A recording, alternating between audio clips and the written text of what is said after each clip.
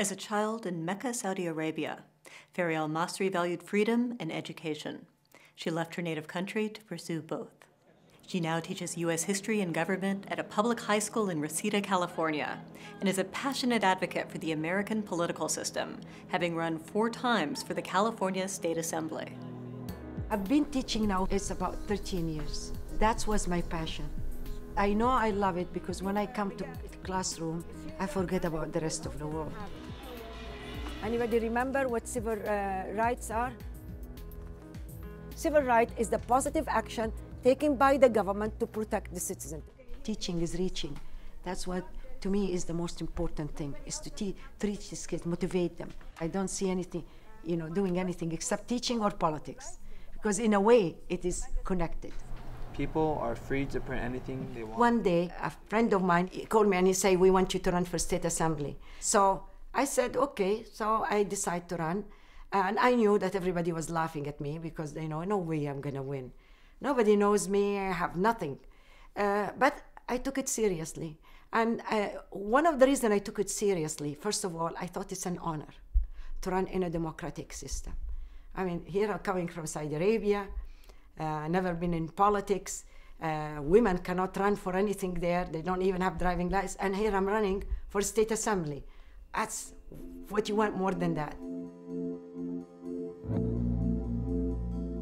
The fact that she was out there on the campaign trail, showing that she's a school teacher, she's actually a normal person just like everyone else, who believes in democracy just as much as any other American, or maybe more so, because Arab Americans appreciate, particularly Arab American women, appreciate the democracy that we have here, I think, more than people who necessarily grew up in it. Another thing which is really interests me in running, I will be the first Saudi, not just woman or man, to run for office anywhere in the world. What I've been told when I went back to Saudi Arabia, they say the day they announce that you're running for office in the royal palace, women and men were jumping, They couldn't believe a woman from Mecca, from Saudi Arabia, running for office in America. It was unbelievable. I'm always interested in politics, but I never thought I'm gonna be in politics because I'm an emotional person. I speak my mind, and that I thought as a politician I understood.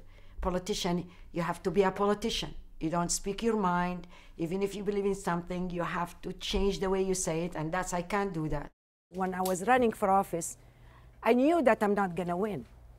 But to me, is not winning, and a lot of people thought it is crazy. I spent about 10 years fighting for something, I'm not gonna win it, and spend my time and my money.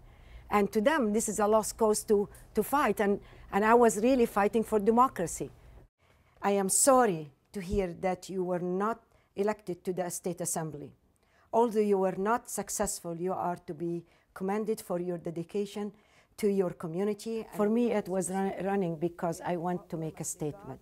As a teacher teaching democracy, I felt that a lot of people taking democracy lightly.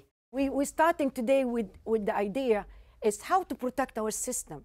We think that the best way to protect the system is people who understand the system, willing to fight for the system. And that's what when we see Jefferson, he understood that democracy is not going to be protected until he educates people. I think it's wonderful for you at this age to start learning about something like that, because it gives you the idea about involving in the system, that you don't feel hopeless, that you should really help in protecting the system we like. When they asked me what I want to teach, I said I want to teach American history and American government. And a lot of people ask me why. I say there is nothing more wonderful than, for me to be an American is teach also and learn about America. You remember the First Amendment. How many freedom in the First Amendment? Five freedom. Now, some of those freedom very controversial. And it is very difficult to understand what is the limitation, what you have right and what you don't. Like, for example, they gave an example for that. They said, you cannot go to the theater, for example, and start screaming, fire. What happened when you say fire? Everyone gets up and runs. Exactly, everybody will run, and that causes what? chaos, and because it could be somebody can die or somebody can hurt, because with freedom it comes responsibility. And that's the beauty of being free. That's why you find a lot of people ready to die for their freedom. We see that in the Middle East now it's going. Young women, men, children are dying because they want to be free. So it is, we feel that we are really lucky to have this freedom. But the problem is, some people, they don't understand how lucky, and people take it for granted. I think one of the greatest achievements of this campaign for my people in district, that I show them there is nothing called losing in a democracy. The beauty of the campaign, or the candidate, is go through the journey. I was so lucky to be in this campaign and to be given this opportunity. It's hard, it's not an easy, it's hard, it's impossible. But it gave me the opportunity to learn about America. For the first time, in my life, I think I transferred from being a new immigrant to being real American. Everybody was American before me in my family, so we decided, the day when we have to go taking the oath, and it was a moving day in my life. I was, I feel like crying. Yeah, it was a very nice, because I know it's a commitment, and it is for me to be the best American I can.